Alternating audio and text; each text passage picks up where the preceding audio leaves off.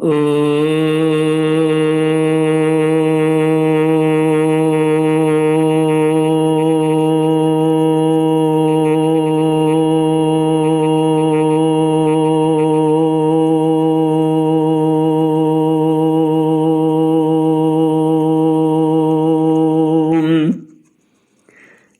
गुरुचरण कमलेभ्यो नमः।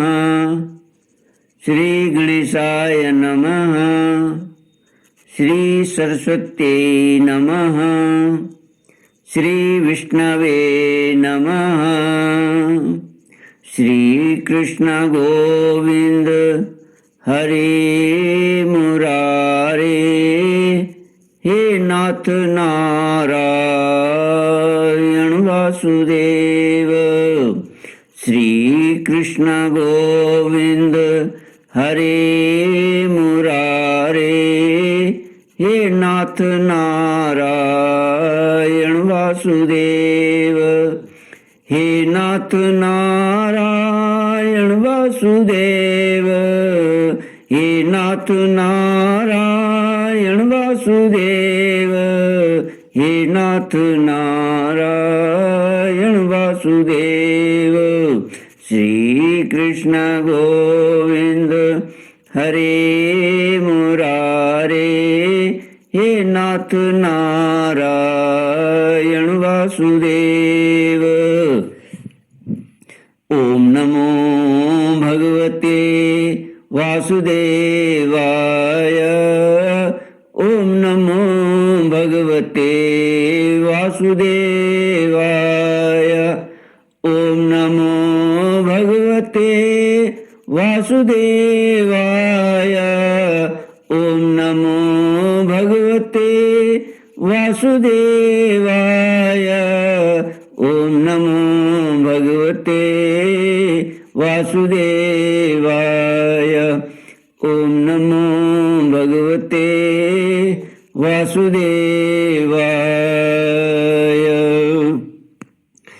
कृष्णाय वासुदेवाय हरये परमात्मने प्रणतक्लेशनाशाय गोविन्दाय नमो नमः।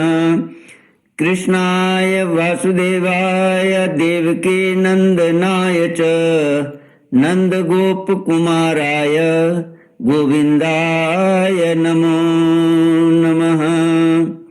सच्चिदानन्दरूपाय विश्वोत्पत्त्यादिहेतुवे तापत्रयविनाशाय श्रीकृष्णाय वयं नमः।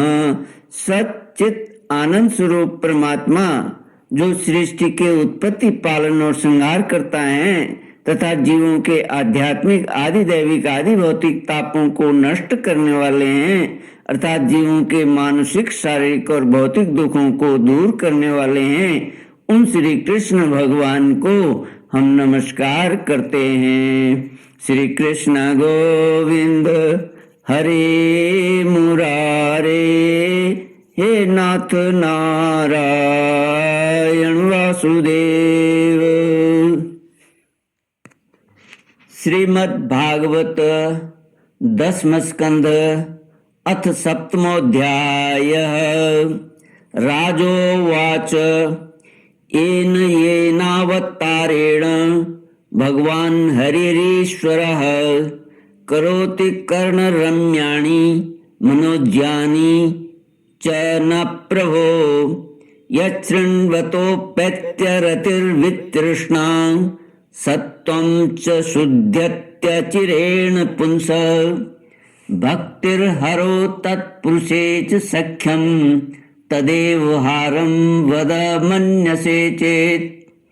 अथान्यदपि कृष्णस्य तोकाचरितमद्भुतं मानुषं लोकमासाद्य तज्जातिमनुरुन्धत। श्रीमद्भागवत 10वां स्कंद 7वां अध्याय सकट भंजन और तृणावर्त उद्धार। राजा परीक्षित ने पूछा, प्रभु सर्वशक्तिमान भगवान श्री हरि अनेकों अवतार धारण करके बहुत सी सुंदर एवं सुनने में मधुर लीलाएं करते हैं। वे सभी मेरे हृदय को बहुत प्रिय लगती हैं। उनके श्रवण मात्र से भगवत संबंधी कथा से अरुचि और विविध विषयों की तृष्णा भाग जाती है। मनुष्य का अंतःकरण शीघ्र से शीघ्र शुद्ध हो जाता है। भगवान के चरणों में भक्ति और उनके भक्तजनों से प्रेम भी प्राप्त हो जाता है। यदि आप मुझे उनके श्रवण का अधिकारी समझते हो तो भगवान की उन्हीं मनोहर लीलाओं का वर्णन कीजिए। भगवान श्री कृष्ण ने मनुष्य लोक में प्रकट होकर मनुष्य जाति के स्वभाव का अनुसरण करते हुए जो बाल लीलाएं की हैं, अवश्य ही वे अत्यंत अद्भुत हैं। इसलिए आप अब उनकी दूसरी बाल लीलाओं का भी वर्णन कीजिए। श्री सुखदेव जी कहते हैं, परीक्षित, एक बार भगवान श्री कृष्ण के करवट बदलने का अभिषेक उत्सव मनाया जा रहा था। उसी दिन उनका जन्म नक्षत्र भी था। घर में बहुत सी स्त्रियों की भीड़ लगी हुई थी। गाना बजाना हो रहा था। उन्हीं स्त्रियों के बीच में खड़ी हुई सती साध्वी यशोदा जी ने अपने पुत्र का अभिषेक किया। उस समय ब्राह्मण लोग मंत्र पढ़कर आशीर्वाद दे रहे थे। नंद रानी यशोदा जी ने ब्राह्मणों को खूब पूजन सम्मान किया। उन्हें अन्न, वस्त्र, माला, गाय आदि मुँह मांगी वस्तुएं दी। जब यशोदा ने उन ब्राह्मणों द्वारा स्वस्ति वाचन कराकर स्वयं बालक के नहलाने आदि का कार्य संपन्न कर लिया, तब यह देखकर कि मेरे लल्ला के नेत्रों में नींद आ रही है, अपने पुत्र को धीरे से शैया पर सुला दिया। थोड़ी देर में श्याम सुंदर की आंखें खुली तो वे स्तनपान के लिए रोने लगे। उस समय मनस्विनी यशोदा जी उत्सव में आए हुए व्रजवासियों के स्वागत सत्कार में बहुत ही तन्मय हो रही थी। इसलिए उन्हें श्री कृष्ण का रोना सुनाई नहीं पड़ा। तब श्री कृष्ण रोते रोते अपने पांव उछालने लगे। शिशु श्री कृष्ण एक छकड़े के नीचे सोए हुए थे। उनके पांव अभी लाल लाल कोंपलों के समान बड़े ही कोमल और नन्हे नन्हे थे, परंतु वह नन्हा सा पांव लगते ही विशाल छकड़ा उलट गया। उस छकड़े पर दूध, दही आदि अनेक रसों से भरी हुई मटकियां और दूसरे बर्तन रखे हुए थे। वे सब के सब फूट फाट गए और छकड़े के पहिए तथा धुरे अस्त व्यस्त हो गए। उसका जुआ फट गया। स्नेह से तर गोपियों को आंख उठाकर देखते हैं और मुस्कुराते हैं। दोनों भुजाएं बार बार हिलाते हैं। बड़े मधुर स्वर से थोड़ा कूदते हैं, गोद में आने के लिए लगते हैं, किसी वस्तु को पाकर उससे खेलने लग जाते हैं और न मिलने से क्रंदन करते हैं। कभी कभी दूध पीकर सो जाते हैं और फिर जाकर आनंदित होते हैं। टीकाकार लिखते हैं कि छकड़ा उलट जाने की कथा है कि हिरण्याक्ष का पुत्र था उत्कच। वह बहुत बलवान एवं मोटा तगड़ा था। एक बार यात्रा करते समय उसने लोमस ऋषि के आश्रम के वृक्षों को कुचल डाला। लोमस ऋषि ने क्रोध करके शाप दे दिया, अरे दुष्ट, जा तू देह रहित हो जा।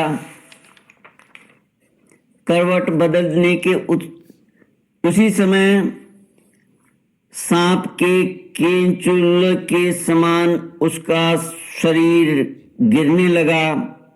वह धड़ाम से लोमस ऋषि के चरणों पर गिर पड़ा और प्रार्थना की, कृपा सिंधु, मुझ पर कृपा कीजिए, मुझे आपके प्रभाव का ज्ञान नहीं था, मेरा शरीर लौटा दीजिए। लोमस जी प्रसन्न हो गए। महात्माओं का शाप भी वर हो जाता है। उन्होंने कहा, वैवस्वत मनवंतर में श्री कृष्ण के चरण स्पर्श से तेरी मुक्ति हो जाएगी। वही असुर छकड़े में आकर बैठ गया और भगवान श्री कृष्ण के चरण स्पर्श से मुक्त हो गया। श्री सुखदेव जी कहते हैं, परीक्षित, करवट बदलने के उत्सव में जितनी भी स्त्रियां आई हुई थीं, वे सब और यशोदा, रोहिणी, नंद बाबा और गोपगण इस विचित्र घटना को देखकर व्याकुल हो गए। वे आपस में कहने लगे, अरे यह क्या हो गया? यह छकड़ा अपने आप कैसे उलट गया? वे इसका कोई कारण निश्चित न कर सके। वहां खेलते हुए बालकों ने गोपों और गोपियों से कहा कि इस कृष्ण ने ही तो रोते रोते अपने पांव की ठोकर से इसे उलट दिया, इसमें कोई संदेह नहीं है। परंतु गोपों ने उसे बालकों की बात मानकर उस पर विश्वास नहीं किया। ठीक ही है, वे गोप उस बालक के अनंत बल को नहीं जानते थे। श्री कृष्ण गोविंद हरे मुरारे, हे नाथ नारायण वासुदेव। यशोदा जी ने समझा यह किसी ग्रह आदि का उत्पात है। उन्होंने अपने रोते हुए लाडले लाल को गोद में लेकर ब्राह्मणों से वेद मंत्रों के द्वारा शांति पाठ कराया और फिर वे उसे स्तन पिलाने लगी। बलवान गोपों ने छकड़े को फिर सीधा कर दिया। उस पर पहले की तरह सारी सामग्री रख दी गई। ब्राह्मणों ने हवन किया और दही, अक्षत, कुश तथा जल के द्वारा भगवान और उस छकड़े की पूजा की, जो किसी के गुणों में दोष नहीं निकालते, झूठ नहीं बोलते, दंभ, ईर्ष्या और हिंसा नहीं करते तथा अभिमान से रहित हैं। उन सत्यशील ब्राह्मणों का आशीर्वाद कभी विफल नहीं होता। यह सोचकर नंद बाबा ने बालक को गोद में उठा लिया और ब्राह्मणों से साम, ऋक और यजुर्वेद के मंत्रों द्वारा संस्कृत एवं पवित्र औषधियों से युक्त जल से अभिषेक कराया।